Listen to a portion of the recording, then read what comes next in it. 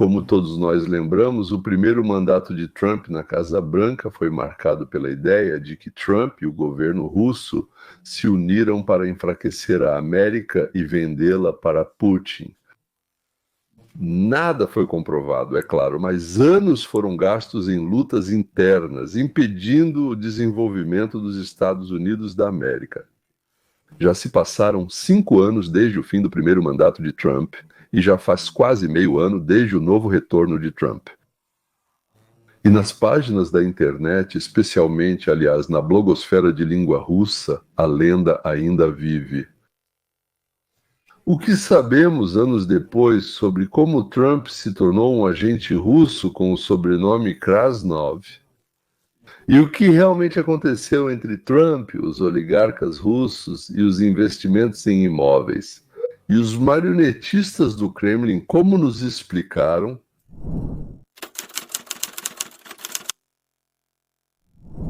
Será que Trump é realmente um fantoche da Rússia e um instrumento obediente nas mãos da quadrilha criminosa do Kremlin? Aliás, no final vai ter uma história muito interessante sobre Musk e seu partido. Você ainda não ouviu algo assim? Então, eles querem que você pense sobre isso, que você reflita sobre essa história. O relatório de Obama sobre a conspiração de Trump com a Rússia foi corrompido desde o início. De acordo com a análise da CIA, A CIA conduziu uma investigação sobre de onde veio essa ideia, quem a promoveu, quem participou e, na verdade, a quem ela beneficiava. vamos começar. Vamos direto à fonte, certo? O diretor da CIA, John Radcliffe, informa aqui que Brennan, Clapper e Comey manipularam informações de inteligência e silenciaram profissionais experientes. Tudo isso para prejudicar Trump. Obrigado aos funcionários veteranos da CIA que participaram desta análise e revelaram os fatos. Agora o mundo inteiro pode ver isso. Vamos ler. Isso vem diretamente da própria CIA. Para ser sincero, nunca compartilhamos um link da CIA antes. Nunca na história desse programa dissemos: "Ei, acessem e leiam isso." Isso é legal, ponto final. Aqui está, pela primeira vez na história. O diretor da CIA, John Radcliffe, desclassificou uma revisão interna dos métodos de trabalho nas eleições de 2016 para a comunidade de inteligência, a fim de promover a objetividade analítica e a transparência. Uau! O que está contido nesse comunicado? Estas são mensagens urgentes, divulgadas à noite de ontem. Senhores, isso está acontecendo agora em tempo real. Foram revelados os nomes daqueles que durante 4 anos enganaram a América, que impediram o desenvolvimento do país, que soaram os alarmes e gritaram. Nós temos um traidor na Casa Branca, um traidor, um agente de um país inimigo, um homem que deveria ser preso, não liderar nosso país. E milhões acreditaram neles, mas eles mentiam. E depois, para completar, mentiram ainda mais. O diretor da CIA, John Radcliffe, desclassificou. No início deste ano, John Radcliffe encarregou funcionários experientes da agência de realizar uma análise das lições aprendidas com os procedimentos e métodos analíticos aplicados durante a preparação. As avaliações da comunidade de inteligência, realizadas logo após as eleições de 2016. Hoje, o diretor Radcliffe desclassificou esses resultados para conhecimento. A revisão dos métodos de trabalho revelou várias anomalias procedimentais durante a preparação. As avaliações da comunidade de inteligência de 2016, mais uma vez, são decifradas como avaliações da comunidade de inteligência. Por exemplo, prazos apertados, acesso desigual a informações secretas, marginalização do Conselho Nacional de Inteligência e envolvimento excessivo dos chefes das agências. A análise destaca que seguir o processo analítico estabelecido e padrões profissionais rigorosos é extremamente importante para garantir a credibilidade, objetividade e precisão do trabalho dos analistas da CIA. Diretor Radcliffe, citação, aqui está. Os chefes das agências na época criaram um ambiente politicamente tenso, que provocou um processo analítico atípico sobre uma questão fundamental para a nossa democracia, diz o diretor Radcliffe. Durante meu mandato, pretendo garantir que os analistas possam fornecer avaliações imparciais, livres de influência política. Traduzindo para uma linguagem simples, a inteligência e os analistas não seguiram seus próprios protocolos, mas em vez disso escreveram coisas sem fundamento, dizendo que tudo estava 100% confirmado, mas era muito secreto. Porque se isso se tornar conhecido, pode comprometer nossas fontes, ou seja, nossos espiões no governo russo. Ou seja, Brandon, Clapper e Comey simplesmente passaram por cima de todos para empurrar uma mentira que eles sabiam que era uma mentira fabricada. Hillary Clinton, dossiê Poroshagaite com chuva dourada. Se você se lembra, eu contei várias vezes que a campanha eleitoral da Hillary Clinton, com medo de que lembrassem dela pelo reset, lembra do botão sim. Com Lavrov e a venda de plutônio em Moscou, inventaram acusar Trump de sua suposta ligação com o Kremlin. E se você precisa de um curso introdutório muito rápido sobre esse assunto, é tudo muito simples. Hillary Clinton pagou espiões russos. Essa é uma questão de fato absolutamente empírico. Leia o relatório de Darm e depois leia este relatório, por favor. Mas permita-me resumir. Hillary Clinton pagou uma fortuna para espiões russos. Como eu sei disso? Porque Christopher Steele usou espiões russos para obter suas informações sobre Donald Trump. Christopher Steele pagou agentes de inteligência russos, espiões russos corruptos, para fornecerem desinformação sobre Donald Trump. Foram os russos que manipularam as eleições, e eles fizeram isso através de canais diretos em nossa comunidade de inteligência. Os russos manipularam as eleições em 2016. Aqui está, você decide, você publica isso. Isso é verdade porque foi Hillary Clinton quem pagou por isso. Ou seja, a afirmação de que os russos interferiram em nossas eleições era verdadeira, mas com uma pequena correção. Essa interferência foi encomendada, paga e depois ajudada a ser promovida por Hillary Clinton. Nas melhores tradições de seu marido mafioso e de seu próprio papel como solucionadora de problemas, usando quaisquer meios necessários. Hillary Clinton escondeu esses pagamentos. Hillary Clinton foi considerada culpada de esconder esses pagamentos. Ela teve que pagar uma multa enorme e levou uma bela punição, bem no ponto fraco da Comissão Federal Eleitoral. Foi exatamente assim que essa operação funcionou. É daí que veio o dossiê. O dossiê era tão absurdo e ridículo que a maioria dos jornalistas nem quis trabalhar com ele. Tentaram vendê-lo literalmente para todo mundo. Benny Johnson, que estou mostrando para vocês, passou várias milhares de horas, como ele mesmo disse, tentando entender as origens dessa porcaria. E então chegou o relatório da CIA. Mas antes disso, a Nancy Pelosi bêbada subiu na tribuna e contou tudo para todo mundo. Nancy Pelosi explicou que eles armaram tudo. Fazer com Trump um momento absoluto. Como se alguém estivesse chacoalhando um carrinho lotado de vodka. Ou seja, Nancy Pelosi saiu e contou diretamente o que eles pretendem fazer com Trump. Isso é simplesmente insano. Ouçam como Pelosi explica o processo. Hapup Smear. Ela nem devia ter falado isso. Essa é exatamente a tática que eles usaram contra Trump. E aí fica claro como a CIA se encaixa perfeitamente nesse esquema e por que Brennan, Clapper e Comey todos deveriam ir para a prisão. Ouça isso. Estão fechando hospitais e tudo mais. Então, eles não querem que as pessoas vejam esse contraste, por isso focam em outra coisa. É uma tática de distração, é uma profecia autorrealizável, você demoniza e depois chamamos isso de Hapup Smear. Na política, você difama alguém, espalhando mentiras e tudo mais. Vamos esclarecer. Difamar alguém, espalhando mentiras. Esse é o mesmo dossiê do mictório vindo da Rússia, pelo qual Hillary Clinton pagou. Então, ela pagou por isso através de uma organização chamada Glenn Simpson e assim por diante. Mas Hillary Clinton pagou espiões russos para que eles escrevessem material comprometedor sobre Donald Trump. E entendi, é isso aí.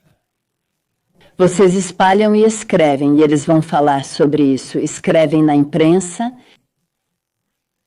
Tudo bem, vocês espalham isso. Hillary Clinton espalhou isso, entregando ao FBI, ao Departamento de Justiça e à CIA.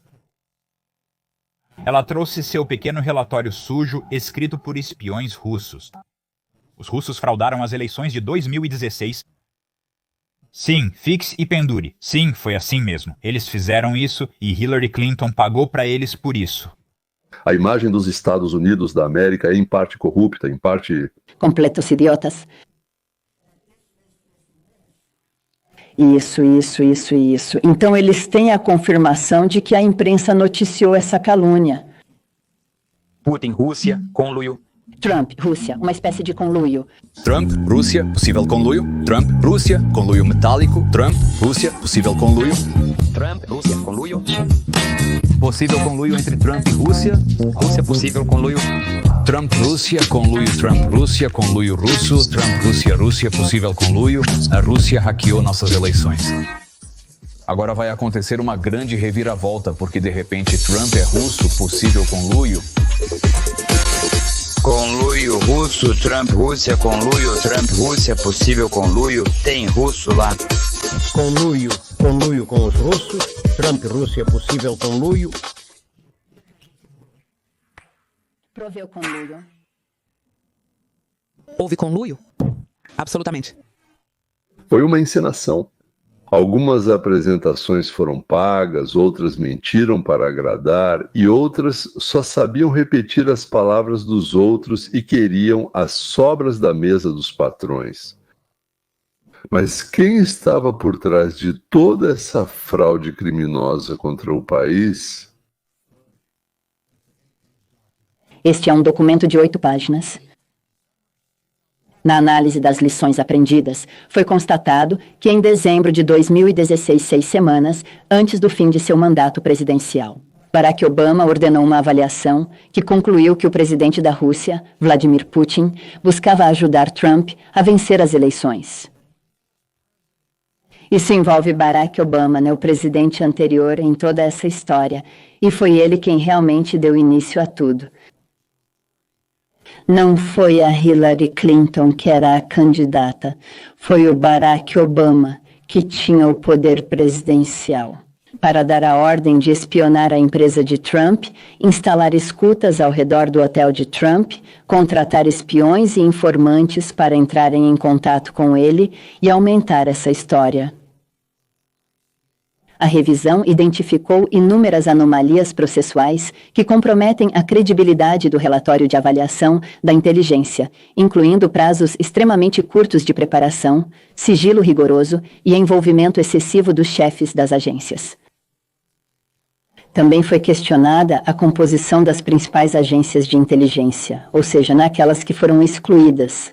E foi observado que vazamentos para a mídia poderiam ter influenciado a análise para que ela se adequasse à falsa narrativa sobre a conspiração de Trump com a Rússia. Resumindo, Hillary inventou uma forma de caluniar Trump e levou isso à imprensa e às agências de inteligência. Obama, com base nessas informações inventadas, sabendo que o dossiê era uma farsa, dá a ordem para investigar. 3 agências de inteligência, com urgência em uma semana, trazem para ele os supostos resultados das investigações e dizem sim, Putin e Trump entraram em uma ligação criminosa e Obama dá a ordem para grampear, contratar agentes dentro da campanha eleitoral de Trump, chantagear, provocar. O FBI engana o tribunal e obtém permissão oficial do tribunal para monitorar a campanha eleitoral de Trump, suas pessoas e sua tática. Naturalmente, depois repassando essa informação, Hillary e seu pessoal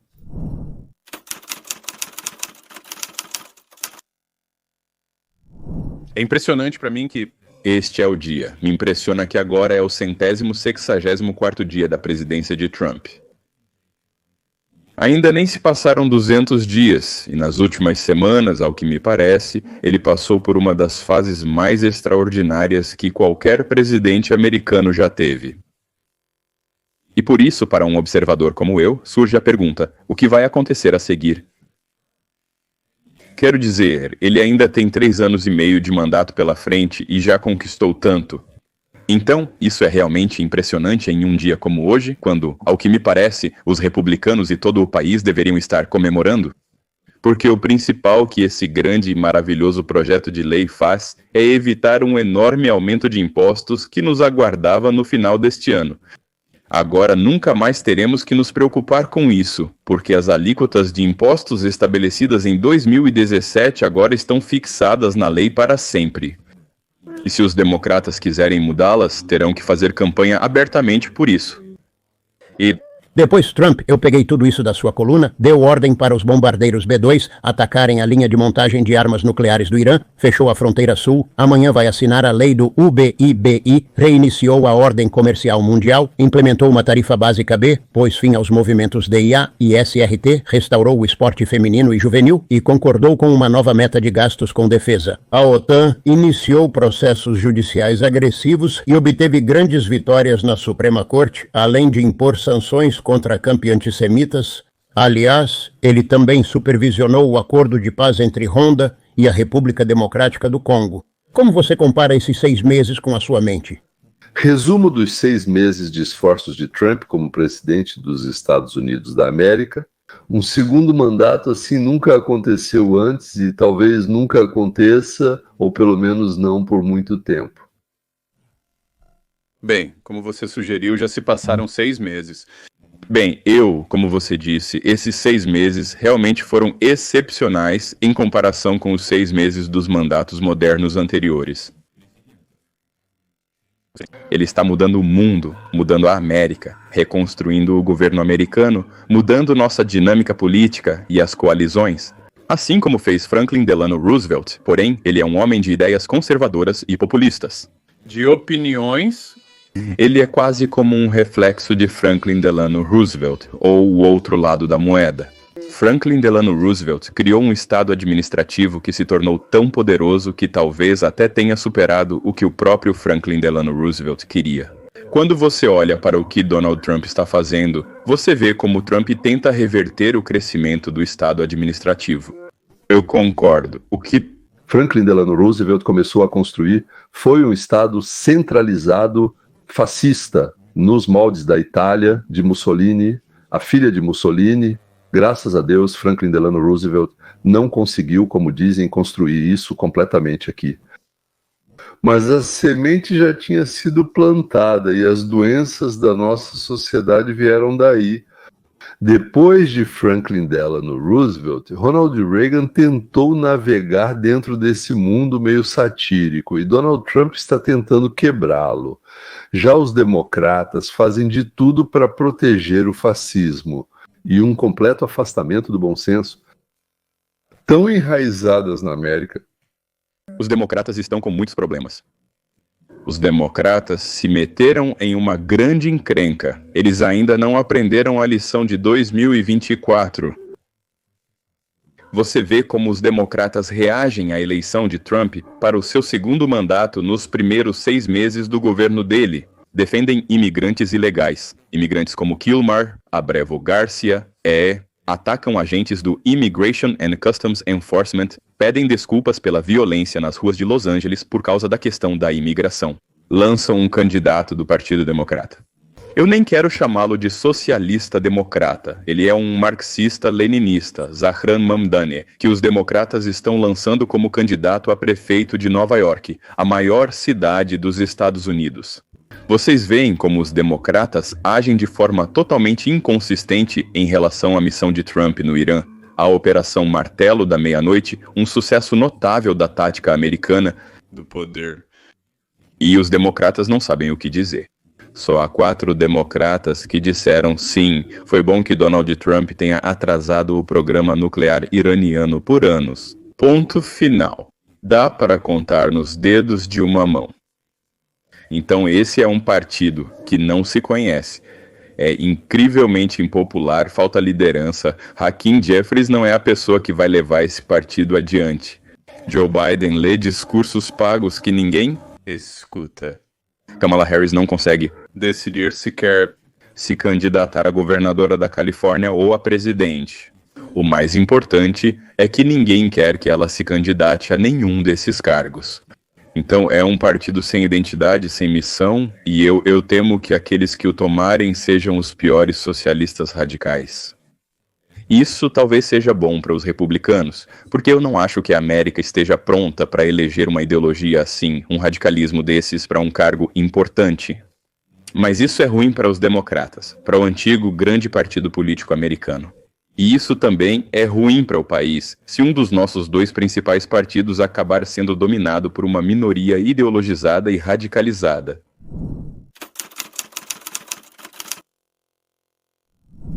Nos Estados Unidos, já houve o Partido Whig e o Partido Democrata. Os Whigs afundaram e surgiu o Partido Republicano. Agora, parece que os democratas estão à beira do colapso ou de se tornarem um grupo de marxistas extremamente fanáticos e ideologicamente carregados, sejam eles leninistas ou trotskistas, o que abre caminho para a criação de uma terceira força que pode se tornar uma alternativa aos democratas. E talvez isso já tenha começado a acontecer, mas não parece assim. Por isso não é percebido dessa forma. O novo partido é apresentado como uma alternativa aos republicanos, mas na verdade pode ser uma substituição aos democratas. Hoje de manhã, logo depois que o presidente Trump assinou seu grande projeto de lei de política interna, seu ex-aliado próximo Elon Musk anunciou a criação de um novo partido político. Musk, o homem mais rico do mundo, escreveu em sua plataforma social: "Vivemos em um sistema de partido único, não em uma democracia." O Partido América está sendo criado hoje para restaurar a sua liberdade. Elon Musk, o homem mais rico do mundo, diz que planeja criar um novo partido político em sua pátria adotiva, os Estados Unidos. Essa declaração veio após sua crítica ao grande projeto de lei de gastos do presidente Donald Trump, que, segundo Musk, levará a América à falência. Musk foi um grande apoiador de Donald Trump durante sua campanha presidencial e atuou como conselheiro para a redução dos supostos gastos do governo. Agora, Musk afirma que quer desafiar todo o sistema político dos Estados Unidos. Obrigado. Ele foi o principal combatente dos gastos durante o governo de Donald Trump, enfrentando os gastos do governo dos Estados Unidos da América como conselheiro especial do presidente. Agora, Elon Musk quer romper com o sistema político americano, criando um novo partido político. Quais são os objetivos de Elon Musk, contra quem ele vai competir? Será que ele será como o Ross Perot, aquele que dividiu a direita e deu a vitória para a esquerda? Ou ele servirá como catalisador para que metade do Partido Democrata migre para o lado dele? E América, assim ele chamou seu partido, se tornará o segundo partido no sistema bipartidário dos Estados Unidos da América? Nós sabemos algo sobre as políticas dele ou como elas serão? Bem, até o momento nós não sabemos muita coisa. Presumivelmente, ele vai apoiar os candidatos que concorrerão nas eleições intermediárias de 2026. Agora é o momento ideal para iniciar o recrutamento de candidatos. Mas, na minha opinião, o partido de Elon Musk poderia ser chamado de antirrepublicano, porque provavelmente prejudicaria mais os republicanos do que os democratas, ao atrair para si um segmento importante do eleitorado. Jovens inclinados ao libertarianismo, conservadores tecnologicamente otimistas que admiram a postura anti-establishment de Musk e seu sucesso como empreendedor. Agora, sabe, a marca de Elon Musk é uma espécie de liberdade de expressão, carros elétricos, energia limpa. Entretanto, ainda não está claro como isso se concretizará em candidatos reais nas regiões. Entendi. Então ele poderia atrair parte dessa base jovem de eleitores do Trump. Mas dos 5,5 milhões de pessoas que votaram na enquete do Musk no X, 4,5 milhões concordaram que chegou a hora de criar um novo partido político que represente justamente esses 80% das pessoas que estão no meio. Ou seja, isso parece ser uma parte bastante significativa. O que você acha?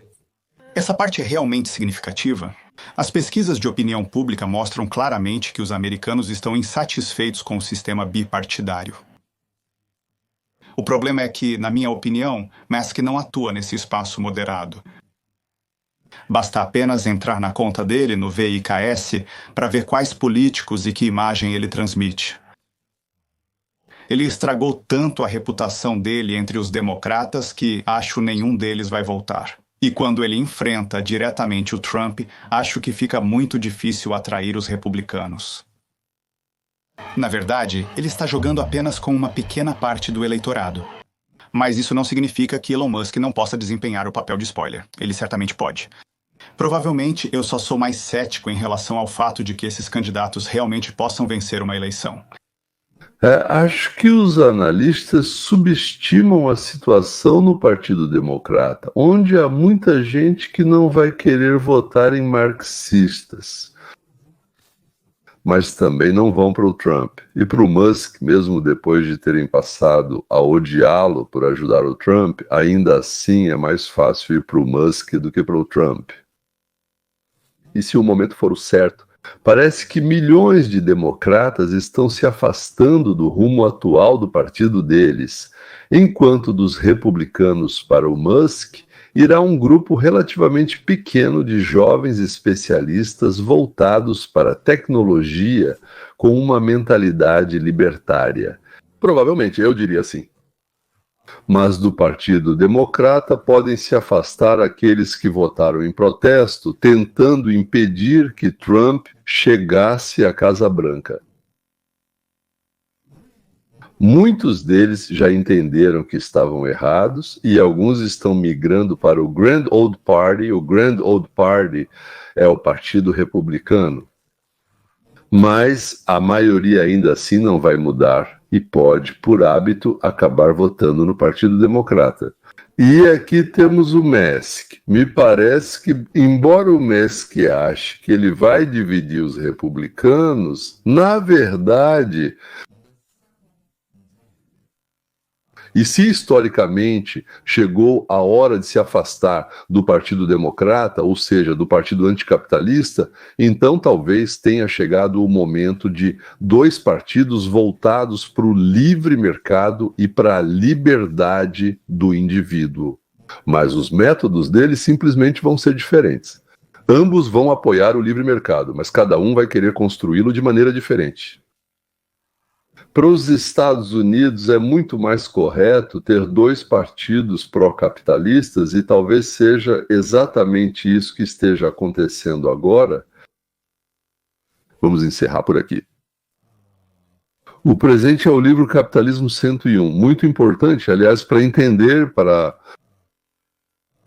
a qual partido capitalista você gostaria de pertencer. O link para o presente está abaixo. Tudo é de graça. Nós só queremos trazer esse livro, esta informação até você. Então tá. Por isso, eu acho que se você ler e gostar, vai querer ir além, vai querer saber mais sobre o que escrevo em Capitalismo. Por hoje é só. Até logo. Até a próxima. Legenda criada por...